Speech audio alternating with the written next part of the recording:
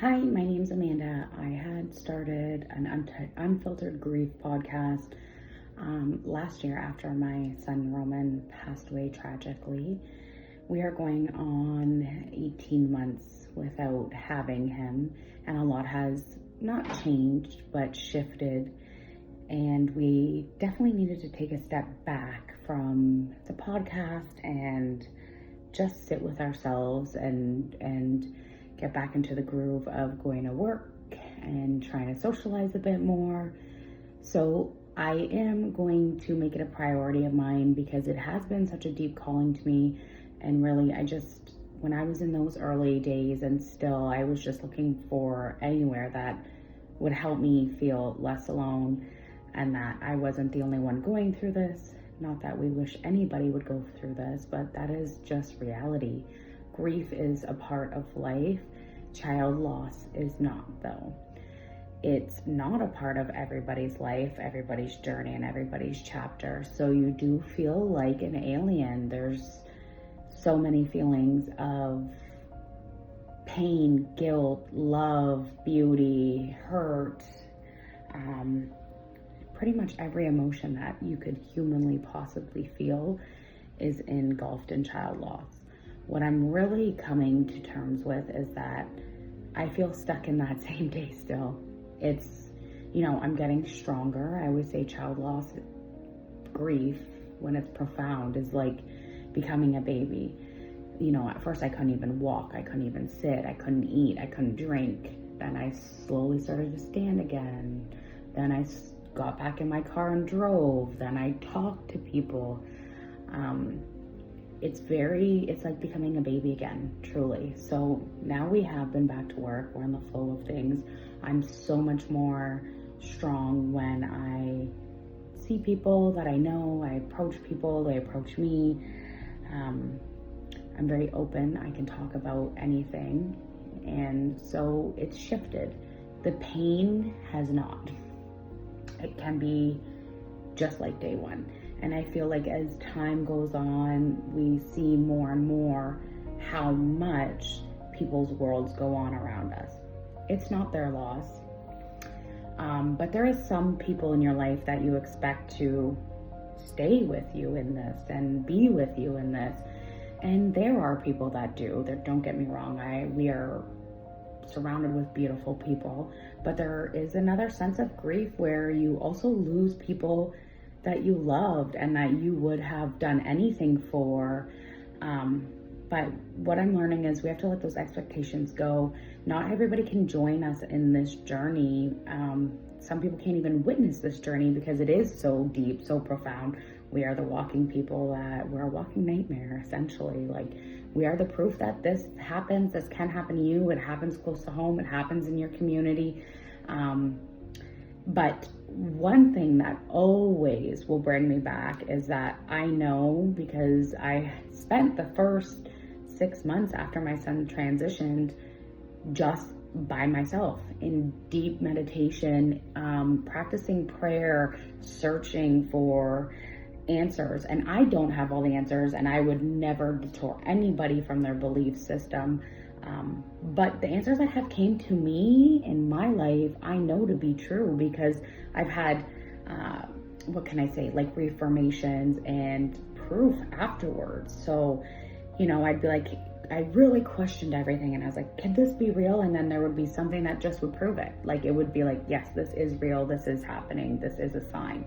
So how I continue on this life being here is for other people, because the one thing that I always go back to is, and I don't even like to think this way, but this is a reality. If people that I love so dear were to die today, and how I spent the last year and a half just in bed, grieving, not showing up for people, I would carry a lot of guilt. And that's one thing that gets me through, is that my son had a beautiful life. And I know that's not the situation for everybody in loss or child loss, but my son did. And I was a mom that showed up for him no matter what, and both my children. And I revolved my life around my kids. Through my business, that was because I wanted to be there for my kids more than anything. Not pick them up. I did every school trip. I was actively involved in the school and just supporting and loving my kids. So it's like, if that's what keeps me going in that loss, then that's how I know I have to show up as a human for the people that I love and the people that are deserving, of course. I love everybody, but some people just aren't deserving of that deep, deep love from us, because in child loss, we don't have a lot to give. We barely have stuff to give to ourselves, and some days we don't, and that's okay. That will be another episode on tiredness. But just hopping back on, I want to say that's what keeps me going, is my love for my people still and showing up. And that's what has kept me going through the journey of losing my son. The other thing that keeps me going is obviously God. I've had such deep connections with God in the last 18 months, more profoundly than before. You know, at first my mind went to like, why have you forsaken me? Why did I get left with this pain and this suffering? But he didn't leave. And honestly, even the days that I've shut down the doors to him, he comes knocking and he lets me know, like, it's just greater than our understanding as humans why these things have to happen or do happen. And we are only seeing a puzzle piece this big in this reality and in this life. So you see this much, but it's this much of a picture. So I always put that into perspective. I'm like, God was saving my son or has bigger plans, which we can't know right now. And we can be upset and we can miss them. That's fine. Of course we can.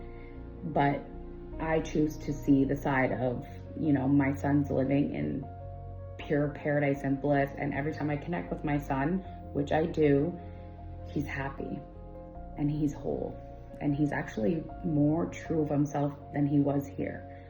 So we will dive deep into that in other episodes, because I don't know if I would say I'm religious, but I do follow Jesus and I love Jesus. I've had experiences with Jesus, but I've also had experiences with Mother Mary. I've had experiences with angels, and I've had experiences with the dead, as people would say, the thing. And honestly, God put me on this path, and he knew that I am the type of person that will turn over every stone, rock, inch. I would never just let my kid go and me not try to figure out where he is. So God knew exactly and knows exactly what I am doing. Just want to know, like, my son's good and taken care of, which I do know.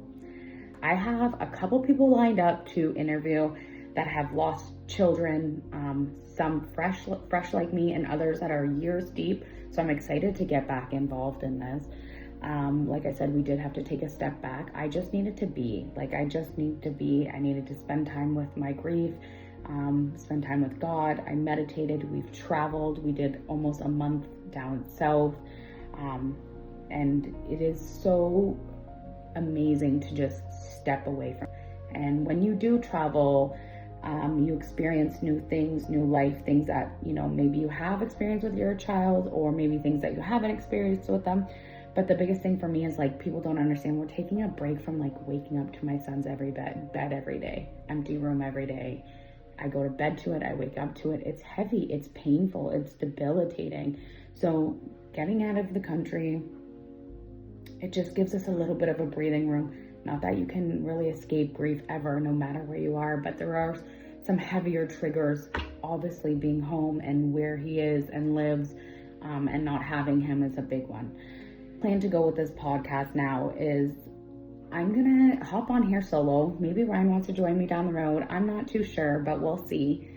And I'm going to just share what I've been doing, how I've been managing, the ups, the downs, and the signs that I receive from my son. Still very evidently to this day are so many signs. And then I am going to have people on, like I said, to share their stories, what has worked for them, what hasn't worked for them, how they connect with their child, or if they don't connect with their child, their belief system. And I do want to say, my belief system, doesn't have to be yours. I'm not somebody that's like, this has to be the way, this is the true way. I have a very deep knowing. I don't even want to say belief anymore, because it's beyond belief for me. because I have had confirmations of what I've experienced, that Jesus is very present. Mother Mary is very present in child loss. She also lost her child and comes down and relates. I've spoken to many people that have experiences with angels, and they say the same thing, that Mother Mary is very present in our lives. I've had miraculous encounters with Mother Mary, but I know that is not everyone's belief system. I can handle discernment. You actually become closer to God when you have discernment, because the more doors I unlock and fold down and come to realization of my truth, the more that I find God is at the end of the tunnel. So I wanted to hop on here today and kind of chat about going back months and months ago. This is 8 months after Roman passed away. It's his grade 8 graduation. This blew not just my mind, but hundreds of people's. So it was grade 8 graduation. Oh man, the anxiety that I had, because seeing his friends to this day, it crumbles me. I want to hug them, squeeze them, but it hurts so bad because they have changed so much in the past year. Roman was 13 when he passed away, and it's just a vital time especially a boy's life, because they're just starting to hit puberty, they're starting to get tall, they're starting to grow. He was going to go to high school, and seeing his friends this way, I love them so much, but it breaks me as well, So school invited us to his graduation, and they said, no pressure, of course, but we would love to have you. They also made an award for children that are inclusive and, stand up for what's right, because that's what Roman did. He always stood up for what's right. He didn't fall in line with the cool kids and what's cool and what's this. He liked you because you were a good person or you weren't. That's just the way it was. It was straight out. So they decided to give this award. It's called the Roman Cove Inclusion Award to students. I actually had a hand in picking them, which I was honored. Students that had shown these qualities, and we picked some amazing students. So you guys keep shining your light. What I didn't know, so we're driving to the graduation, and I'm in the passenger seat, and I'm like, Roman, please give us a sign. And I'm like, Roman always gives us hawks and rainbows and birds and butterflies, which I love. But I was looking out for these things, nothing came, and I'm like, oh my gosh. So we pull into the parking lot, Ryan backs in the truck, and when dinner was ending and all the kids were coming out, and honestly, I wanted to run. I did not want to be there. I was like, this is too much. It's so hard to handle seeing all these kids, and just knowing your kid should be there, he should be here in his tuxedo suit, not in the suit that we had to bury him in. He should be with us, and we should be seeing his accomplishments. See, I'm getting emotional. That's okay though. I cry all the time. And so it took a lot of courage to get out of that truck and go into that. But the school did such a great job at placing us right at the door with some friends of ours. And we felt very welcomed and comfortable. So we go into the building, things settle down, and they start giving the awards. And I thought it would be really hard to be there for the awards, but actually it was so nice to see all of Roman's classmates that, he grew up with since JK. He's been to the same school, getting these awards and going on in their next chapter in their life. So the awards are handing out, and then they hand out the Roman Cove Inclusion Award to these two students. Then the teacher goes on and she continues, and she's like, and next we have the Rex Badger Award. And I had no idea that this was happening or taking place. Rex Badger was a spiritual guider for the Catholic School Board in a place called Mount Mary. It's a retreat center where kids go and they connect with God. They pray, they're outside. It's such a beautiful place. Rex, he was amazing. When I went there, honestly, he probably felt like he was 90 years old to me. I couldn't even tell you how old he was, but he would be doing headstands, and he really led this program, and he was just a remarkable spiritual teacher that had an impact on many lives, even mine. I've always remembered Rex. And so the Rex Badger Award is somebody that is, connected with God and really stood out in that retreat Roman was able to go to that retreat. He actually went to that retreat just weeks before he passed away. And this award is for a student that demonstrates how eager they were and how they participated in the things of that weekend away. Teacher told me that, you know, Roman, even before Roman passed away, they just seen such a big difference in him in this year. He was coming out of his shell and he really stood out in Mount Mary, and they chose him for this award even before he passed away. So we're sitting there and they're explaining this award, and then all of a sudden they said, like, Roman Cove won this award. And as soon as they said Roman Cove, boom, the power went off. And as soon as we sit down, the power comes back on. And it's just, it's the timing of it. Like, people say, oh, that's a coincidence. How can that be a coincidence? Out of all the hours that they're there, the power shuts off then and comes back on when we sit down. It's just, you cannot make this stuff up. And the teacher even said, it's clear to see who's with us here tonight, you know? And in those moments, we got up, we accepted the award to a standing ovation. Like, everybody just showed so much love and appreciation and just like their sympathy for us. And they were in tears as well. But the feeling that came with when that power shut off is just, it's like time stops. It's like heaven just appears, and like the emotion of him being with us in those times, like, they are so with us.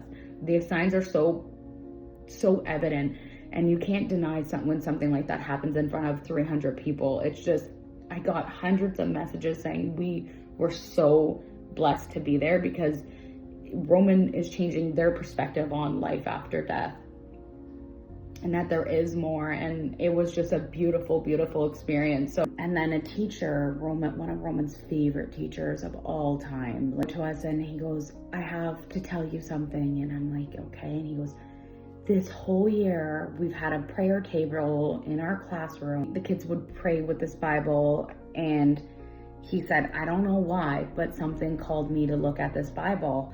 So he picked up the Bible, and this all happened as they were like getting ready for grade 8 graduation. And in the Catholic school board, the kids are gifted a Bible. And he said when he opened this Bible, he was taken back, because it was another profound sign. This is years ago. So we're in 2024. This is Roman Cove's Bible he opened up for March 25th, 2021. So 3 years this was sitting in his classroom, and he had this. Roman should have brought this home. This is total Roman style, but he should have brought this home, and he didn't. And that's his favorite teacher was praying with his classroom and reading from it for the whole year. Naturally, when Roman passed, and this was another sign, so he presented me with this, which we love this Bible. We'll read it. They're profound signs that hopefully can help you. A sign for me is a sign for all of us, because it's just proof that life is still happening for them, and we will be together again. So I hope that you guys follow along with us as we continue this. It's been 18 months. We are still in the trenches, guys. Like, it's hard here, but we are fighting another day for the ones we love, for God, for Roman still, and the ones that we love on earth and over there. So I hope that you guys will tune in, and if you can, share this to anybody that you think it would help.